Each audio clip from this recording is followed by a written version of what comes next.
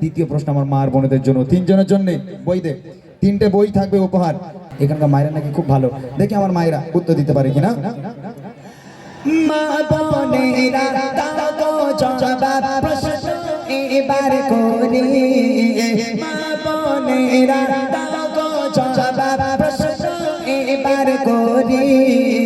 নবী পাকে কয়জন মেয়ে আর কয়জন স্ত্রী রে, নবী পাকে কয়জন মেয়ে আর কয়জন স্ত্রী রে। সব চাইতে বাসতেন ভালো নবী কোন বিবিকে, মিটে যেত হাজার কষ্ট দেখলে নবী কাকে, মিটে যেত হাজার কষ্ট দেখলে নবী কাকে। ও নারীকে আর সহতে সালাম দেয় রব্বানা, ও নারীকে আর সহতে সালাম দেয় রব্বানা।